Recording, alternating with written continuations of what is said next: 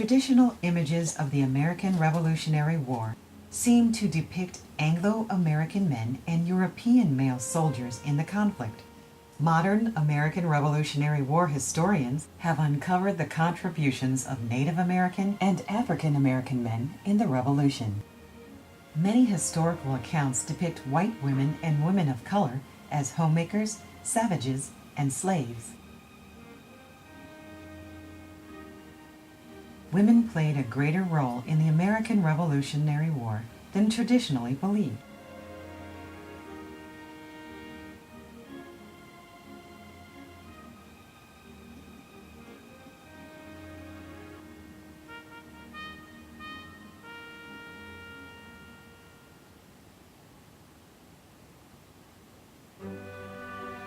Hidden Heroines: Multicultural Women in the American Revolution.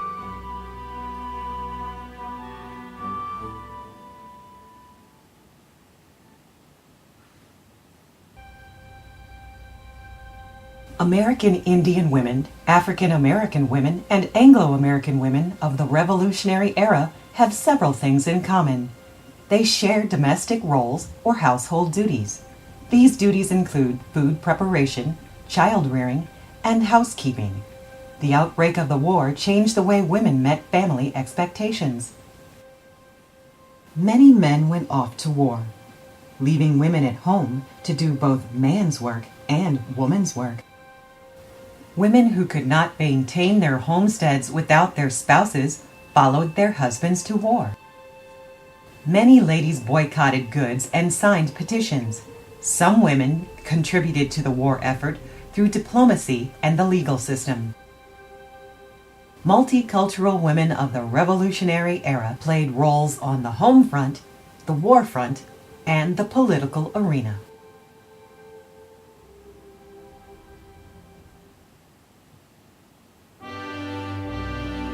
Lady Loyalists supported the King of England and wanted to remain British subjects.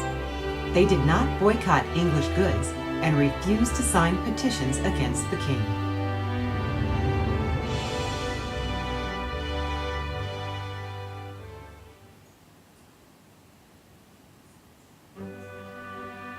Lady Loyalists on the home front.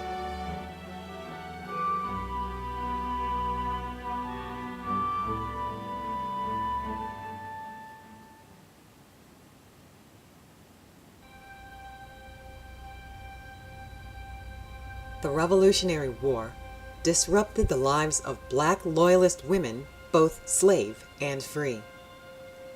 In exchange for service in the King's army, Lord Dunmore promised to grant slaves freedom.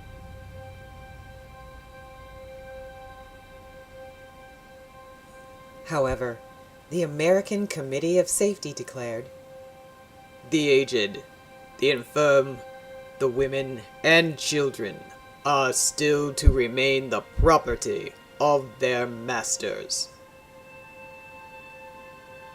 Slave owners threatened to harm the family members of escaped slaves and kill runaways. They also sold slaves to prevent them from running away to join Lord Dunmore's Ethiopian regiment. Since most of the fighting in the Revolutionary War took place in the South, plantation owners suffered loss and damage to their property, including crops, houses, and slaves. As a result of the war, food was scarce. If necessary, the slave community experienced hunger to ensure plantation owners were fed. Fearful of rebels freeing slaves, Loyalist plantation owners relocated slaves to Florida, Louisiana, and Barbados. In danger of losing their freedom, some free black women were claimed as slaves by dishonest soldiers pretending to claim lost property. African American Loyalists left the United States for Canada, Germany, Sierra Leone, England, Jamaica, and other islands in the West Indies. Customarily, Indian women work as farmers in their communities. The destruction of villages and farmland not only forced Loyalist Indian women to relocate, but also caused them to consider different work like arts and crafts, to support their families. Loyalist Anglo women who once enjoyed church fellowship and good relationship with their neighbors experienced isolation. Most Anglo-American female Loyalists chose to leave their homes and move to Canada.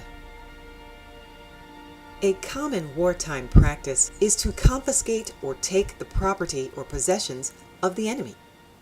A dowry or dower is an inheritance of land and money given to a woman who marries. According to the law, even if a man joined the Tories, his wife could keep her family's land and possessions. Some local governments honored the dowry law. However, one lady Loyalist, Grace Groden Galloway, experienced the loss of property and family. Grace Groden Galloway was the daughter of a wealthy Pennsylvania family. Her husband Joseph chose to fight for the Loyalists. The British Army invaded the Galloways' hometown of Philadelphia. During the occupation, Joseph Galloway served as head of the police. When the British Army evacuated Philadelphia, Joseph took his only daughter Betsy and fled to England. Unfortunately, his wife Grace was left behind.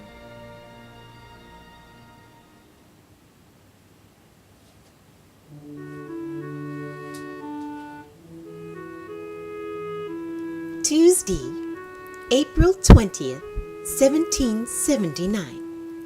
I told them I was ye happiest woman in town, for I had been stripped and turned outdoors, yet I was still ye same, and must be Joseph Galloway's wife and Lawrence Groden's daughter, and that it is not in their power to humble me, for I should be Grace Groden Galloway till ye last, and as I now suffered all that they could afflict upon me.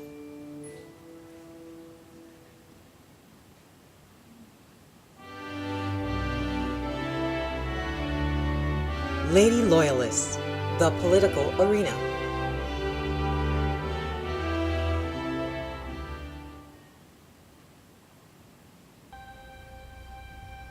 In Native American culture, women are elders and decision makers. American Indian women like Loyalist Mary Brant continued to manage relations between Indians and white people. Many members of the Iroquois Six Nations believed an alliance with the Tories would honor an already established covenant. The Mohawk, Onondaga, Cayuga, and Senecas supported the Tories. Because of their ties to patriot missionary Samuel Kirkland, the Oneidas and the Tuscaroras supported the Americans. This split weakened the Six Nations alliance. The Crown had already created an Indian Bureau of Affairs led by Sir William Johnson. Johnson was familiar with the Iroquois customs and spoke the Mohawk language fluently. He married Mary, or Molly Brant, a woman from the Mohawk Nation, when the Revolutionary War began. America asked the Indians to remain neutral, but England asked for warriors and supplies as a result of a covenant chain established in the 1760s. After her husband's death, Mary Brant continued to live in her New York family home, Johnson Hall. She served as the administrator of the Bureau of Indian Affairs.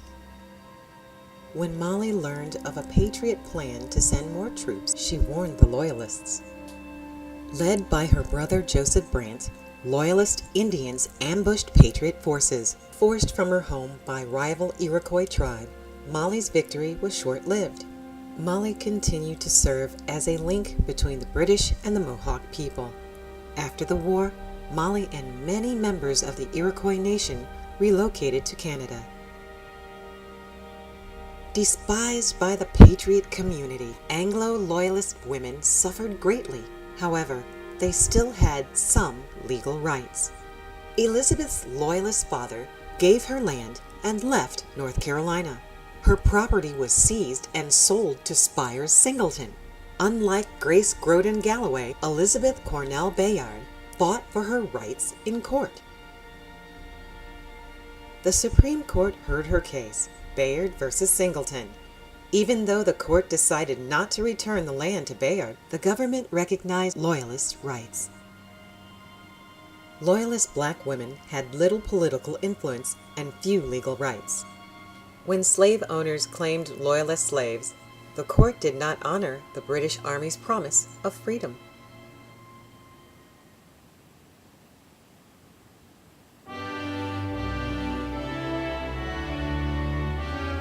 Lady Loyalists on the war front.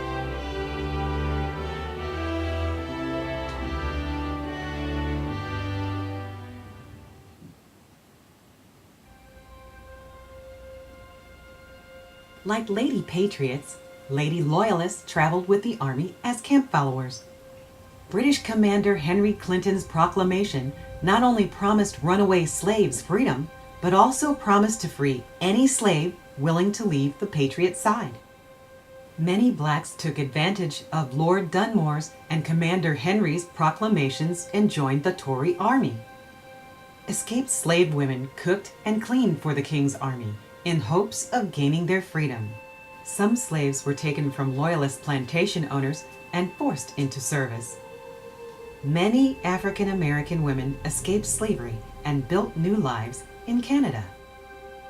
Rose Fortune's parents were slaves in Virginia. During the American Revolution, the Fortune family ran away from the plantation. Like many black Loyalists, the Fortunes stayed in British-occupied New York until they could relocate permanently. When Rose was 10 years old, her family moved to Annapolis Valley in Nova Scotia. Rose became the first female police officer in Canada. Anglo-American Loyalist women participated in the war efforts as camp followers, but some served as spies. Anne Bates, a Philadelphia schoolteacher, followed her Tory husband to war. When the army camped in New York, she asked to become a Loyalist spy. She disguised herself as a peddler named Mrs. Barnes and infiltrated the Patriot camp at White Plains, New York.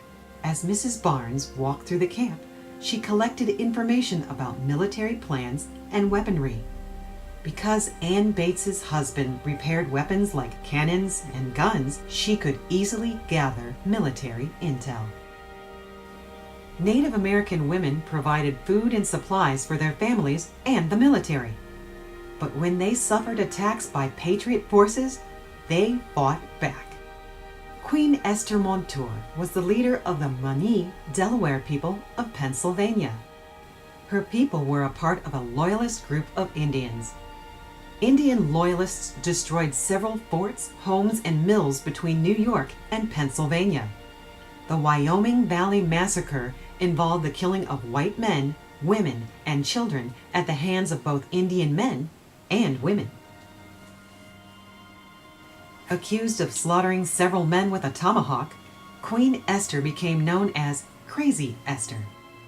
Massacre survivors claim to have witnessed an Indian woman, some describe as thin, and others describe as heavyset. The female warrior at the Wyoming Valley Massacre does not fit the description of Queen Esther Montour. However, it appears that Loyalist Indian women participated in battles on the war front.